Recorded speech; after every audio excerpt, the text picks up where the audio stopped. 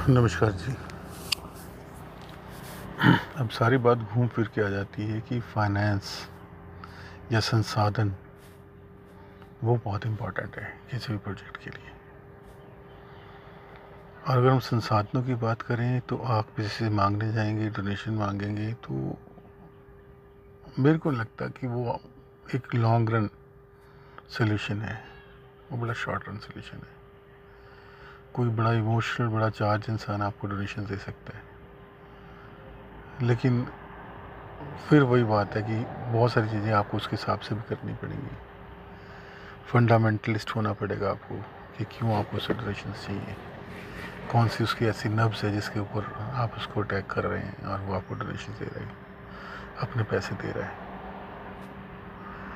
मैं इस फ़िलासफ़ी के ज़्यादा फेवर में नहीं हूँ। जो भी फ़िलासफ़ी डोनेशन बेस्ड है, मैं उसके फेवर में नहीं हूँ। मेरे को लग रहा है कि हम वैसे ही, हमारी जनसंख्या इतनी ज़्यादा है कि अगर हम थोड़ा थोड़ा भी सोचें, मतलब डे टू डे लाइफ के जो अपने खर्चे हैं उनको इस ढंग से खर्च करें कि भी किसी को उससे फ़ायदा हो, तो शायद बहुत बड़ा अमाउंट पूरी टीम में इकट्ठा हो सकता है। अब इसका एक एग्जांपल मेरे दिमाग में आ रहा है कि भी एक तो हमारे रिसर्च सेंटर्स, जिसके अंदर गीता जी का विचार विमर्श हो, उसकी रिसर्च हो, अच्छे आचार्य, पुरोहित, इवन की तपस्वी, ब्रह्मचारी, इनके लिए वो शरण स्थली हो, ताकि एक ऐसा आध्यात्मिक प्लेस हो जहाँ पे रिसर्च हो और सभी लोग कर्मकांड के तो माहिर होने ही चाहिए, जो भी आचार्य तपस्वी वहाँ पे होंगे। तो अब इसके लिए भी खर्चा करना पड़ेगा। अगर एक आचार्य को आप 20-30 हज़ार रुपये मंथली देते हैं, तभी वो आपके पास रुकेगा ना। और एक शहर है जिसमें 5 लाख की पॉपुलेशन है, तो उसके ऊपर कम से कम 20-25 आचार्य चाहिए। तो आपका रूटीन का खर्चा 10-12-15 लाख के आसपास हर महीने है इसके अंदर।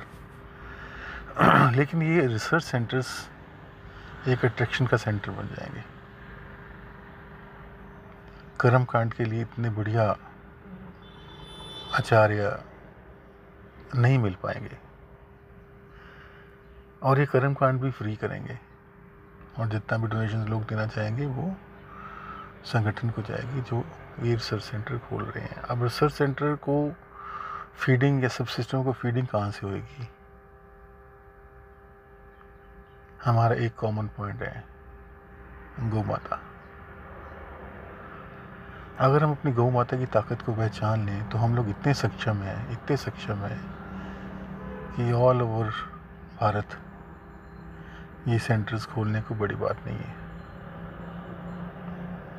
अब आप फिर हैरान हो जाते हैं, गौ माता तो पहले भूखी मर रही है बेचारी, उनको तो पहले खाने को नहीं मिल रहा, वो आपको कैसे दे सकती हैं कुछ? नहीं जनाब, सिर्फ सोचने की बात है। वो बहुत कुछ दे सकती हैं, और वही हमारी अर्थव्यवस्था का सेंटर बनेगी आने वाले टाइम। मैं 100% बता सकता हूँ आपको भी, आपने देसी गाय का दूध पिया ही नहीं होगा। अगर पिया है तो बहुत कम लोगों ने पिया है। उसकी वैल्यू सोने के बराबर है। उसके जो पंचगव्य पदार्थ हैं, घी, मक्खन, दही, गोमूत्र, इसमें तो कण कण में देवता बसते हैं। तो इसके लिए तो अलग चैप्टर है कि देसी गाय की इम्पोर्टेंस क्या है। अब हमें क्या प्रण करना है? बड़ा सिंपल सा प्रण करना है कि भाई चाहे देसी गाय का दूध थोड़ा महंगा हो, 10-20 रुपए, हमें देसी गाय के दूध को प्रमोट करना है, उसके घी को और पंचगव्य को प्रमोट करना है। कैसे होगा, इसके बारे में मैं डिटेल में भी आपसे बात करना चाह रहा हूँ। सपोज 5 लाख लोग एक शहर में रहते हैं। आप हर घर में प्रचार प्रसार करते हैं, एक अलग माध्यम है जिससे प्रचार प्रसार बड़ा आसान है, कि भी आप एक व्हाट्सएप ग्रुप में जुड़ें और देसी गाय की महत्वता को समझें। और एक अच्छी गौशाला नंदीग्राम है जिसके अंदर बहुत सारी अच्छी देसी गाय को रखा जाएगा ताकि वो दूध की कमी ना होने दें। अब जिस दिन आपको समझ में लग जाएगा कि देसी गाय का दूध ना सिर्फ आपके शरीर के लिए बहुत अच्छा है, उसका घी आपके बच्चों की बुद्धि के लिए और शरीर में इम्यूनिटी बढ़ाने के लिए बहुत बढ़िया है, और ख़ास करके हवन में और क्रीमेशंस में देसी गाय का घी ही इस्तेमाल होना चाहिए, तो एक बहुत बड़ा सेक्टर ओपन हो जाता है। वैसे तो दिल्ली में देसी गाय का, प्योर देसी गाय गिर जो गाय है साहिवाल है, उसका 150 रुपये किलो है दूध, क्योंकि गाय घूमती रहती है, जड़ी बूटियाँ भी खाती है, बाकी जानवरों की तरह नहीं होती, वो गौ तो गौ माता है। तो अगर आप मात्र इसका दूध 90 रुपये किलो भी लगा के चलें और ये मान के चलें कि भी इस दूध को प्रमोट करने वाले 5 लाख लोगों में से 20,000 लोग भी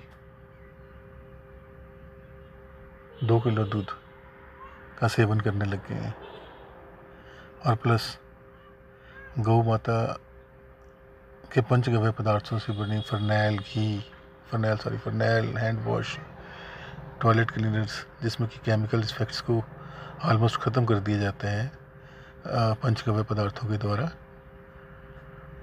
उसका उपयोग करना शुरू करते हैं मात्र 500 रुपये महीना, जिसके अंदर वो सारी चीज़ें उनको फ्री मिल जाएंगी और चारा पर्ची के अगेंस्ट। जैसे वो चारा डालेंगे गौशाला में तो ये चीज़ें उनको कॉम्प्लीमेंट्री मिलेंगी। तो उसको हम लगा के चलते हैं कि 5 लाख लोगों में से 30,000 बंदा या 40,000 बंदा उन पंचगव्य पदार्थों का उपयोग करना एक्सेप्ट कर लेता है मंथली बेसिस पे। तो 10,000 लोग दूध और 40,000 लोग पंचगव्य पदार्थ जब ये सेवन करते हैं, तो आप ये मान के चलें कि 10,000 लोग का मतलब 20,000 लीटर दूध आपका सेल होने लग गया उस गौशाला से। और 90 रुपये में अगर आप 25 रुपये मार्जिन लगा के चलें गौशाला का सारे खर्चे निकालने के बाद, तो डेली मार्जिन आपका 5 लाख रुपए है। और पंचगव्य पदार्थों में जो 500 रुपये की आप चारा पर्ची बोल रहे हो, उसके अंदर 100 रुपये भी अगर मार्जिन लगा के चलें तो 40 लाख रुपये महीना हो जाता है।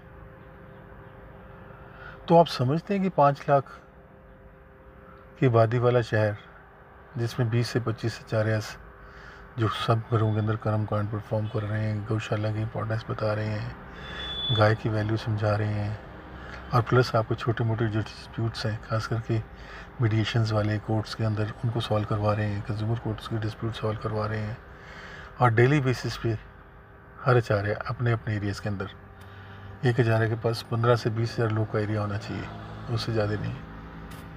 वहाँ पे उनका यूट्यूब चैनल चल रहा है, लोगों से इंटरेक्ट कर रहे हैं, उनके लीडर से इंटरेक्ट कर रहे हैं।